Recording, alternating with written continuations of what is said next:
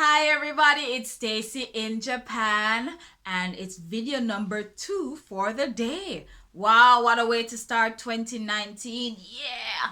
Okay, so I wanted to do this video be about surviving in Japan. How to survive in Japan. Yeah, so we are going to talk about some things that persons who want to come to Japan to work, ideally, should do before and after they come to Japan. Okay, I want it to be as clear and as precise as possible. So, step 1, come with a plan. Or better yet, have a plan before you come. Okay, escaping Jamaica or escaping your country or your hometown is not a plan. At least not a clearly thought out one. Come with a plan. If you don't know what your plan is, talk to somebody. Talk to somebody that you trust. Talk to somebody who's already in Japan, but come with at least a clearly outlined plan. It doesn't have to be fleshed out with all the details, but have some broad objectives of why you want to come to Japan. Okay, right. So before coming, also very helpful tip. Learn the ABCs of the Japanese language. What are those? Hiragana and katakana. Even if you cannot write them, learn to read them. Learn to pronounce them. They will be very helpful for you. Not talking about your job. They will be helpful for you in your daily life. Okay, and you will gradually ease into learning more Japanese, but it will make your life so much easier, trust me. Okay, now usually when you are coming to Japan, you're most often placed in a very remote or rural area. This means there are no other foreigners around, let alone foreigners who may speak English. Okay, God bless you if you find some Japanese nearby who speak English, but in the rural areas, highly unlikely. So what I want to encourage you to do is, being in that remote area by yourself, or even if you're in a city of sorts, say hi to those in your immediate surroundings. Say hi to your neighbors. Okay, greet them in the same friendly and warm way that we Jamaicans do. Greet your neighbors. It will help you so much. You want your presence to be felt. You want them to know that, hey, I am here. Because anything can happen to you, all right? And you, more than likely, are alone here in Japan, like myself. Yeah. Okay.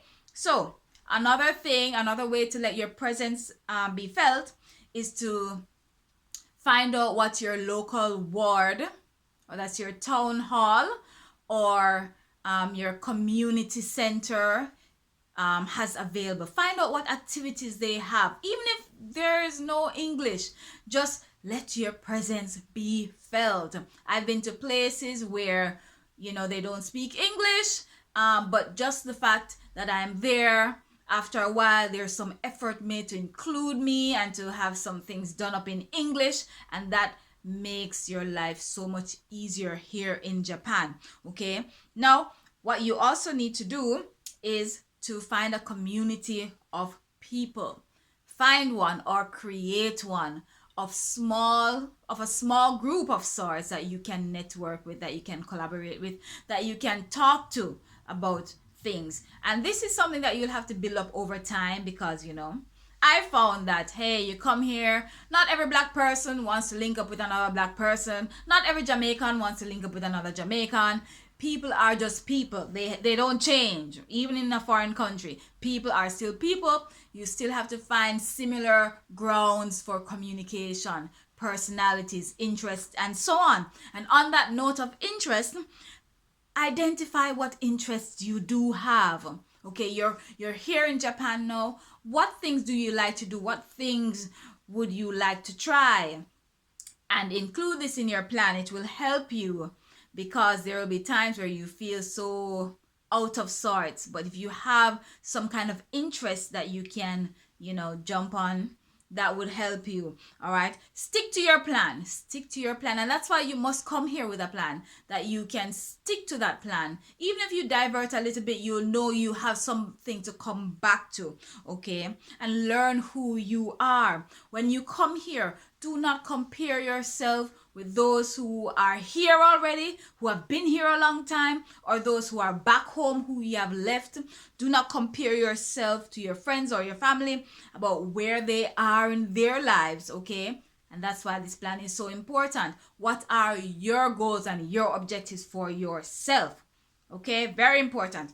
Okay, now you need to get a friend. Get a good friend, even one.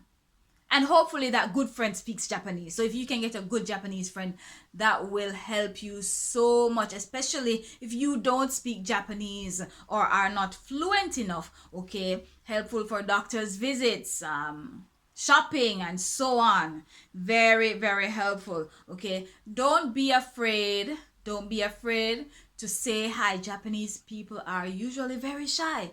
So the onus is often on us as foreigners to say hi in a friendly manner, okay, so we don't scare them for whatever reason. I don't know. All right, so yes, I have many things written here, and so let me move on.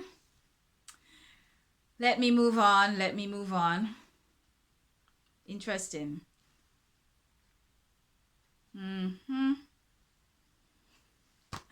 Oh my goodness, I can't believe it. I have too many things written here and I am trying to say the right thing. All right, no, I'm sorry about that. And if you know me and know my channel, I don't do edits, you know, because this isn't a channel, right? And I'm not a YouTuber. So I don't have the time to go through and be editing videos and so on. So just the final thing, one last thing. Accept this fact, okay? No matter what age you are, if you're 22, just leaving university or college, or if you're 42 and you have made the decision to come to Japan, don't worry about it. Don't compare yourself to anyone, okay? We are all at different stages of our lives. We all have our own decisions to make. Just ensure you have that plan and work towards those goals. Thank you for watching. Thank you for watching. I really appreciate you guys. And I'll see you again next time. Stacy in Japan saying bye-bye. Peace out.